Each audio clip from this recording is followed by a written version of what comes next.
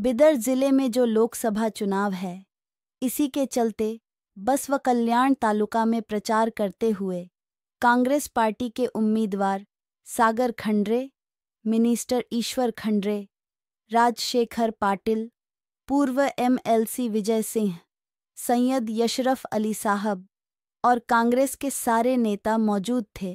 ऐसे ही बड़े खबरों से जुड़े रहने के लिए हमारे चैनल को लाइक करें, शेयर करें और सब्सक्राइब करें।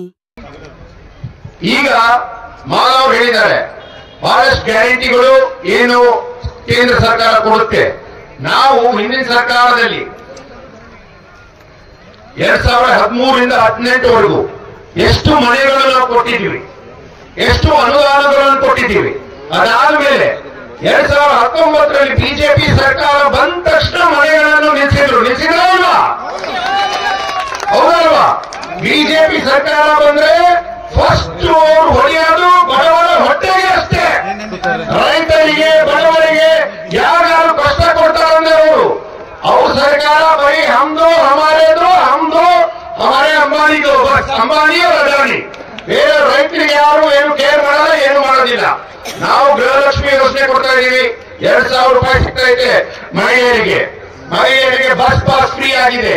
ಮಹಿಳೆಯರಿಗೆ ಅನ್ನಭಾಗ್ಯ ಕೊಟ್ಟಿದ್ದೇವೆ. ಯುವ ನಿಧಿ ಕಾರ್ಯಕ್ರಮವನ್ನು ಕೊಟ್ಟಿದ್ದೇವೆ. ಮತ್ತೆ ಗೃಹ ಜ್ಯೋತಿಯನ್ನು ಕೊಟ್ಟಿದ್ದೇವೆ. ಇದೆಲ್ಲ 5 ಗ್ಯಾರಂಟಿ ಕೊಟ್ಟಿದ್ದೀವಿ. ಅವ್ರು ಹೇಳ್ತಿದ್ರು ಇವೆಲ್ಲ ಬರೀ ಬೋಗಸ್ಸು, ಏನು ಮಾಡೋದಿಲ್ಲ, ಕೊಡಲ್ಲ ಅಂತ ಹೇಳಿದ್ವಿ.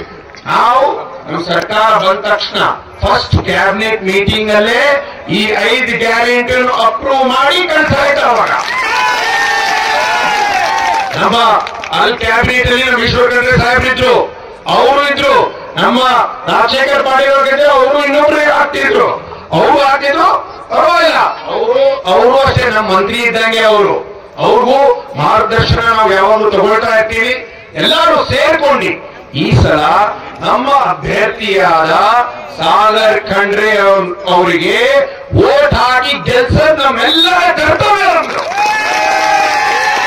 ಸಿದ್ದರಾಮಯ್ಯ ಅವರಿದ್ದಾರೆ, DK ಶಿವಕುಮಾರ್ ಅವರಿದ್ದಾರೆ, ಜಿಲ್ಲೆಯಲ್ಲಿ ಈಶ್ವರ್ ಖಂಡ್ರೆ ಅವರಿದ್ದಾರೆ, ರಾಜಶೇಖರ್ ಪಾಟೀಲ್ ಅವರಿದ್ದಾರೆ, ಬಾಲ ರಹೀಂಖಾನ್ ಅವರಿದ್ದಾರೆ.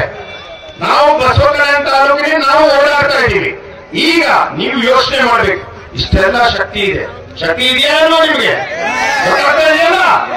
ಅದರಲ್ಲಿ ನಮ್ಮ MP ಸಾಗರ್ ಖಂಡ್ರೆ ಗೆದ್ರೆ ಇನ್ನಷ್ಟು ನಮಗೆಲ್ಲ ನಿಮ್ಗೆ ಇನ್ನೂ ಶಕ್ತಿ ಸಿಗುತ್ತೆ ಅಂತ ಹೇಳಕ್ ಇಷ್ಟಪಡ್ತೀನಿ. ನಾನು ಯಾರಿಗೆ ಸಿಗುತ್ತೆ?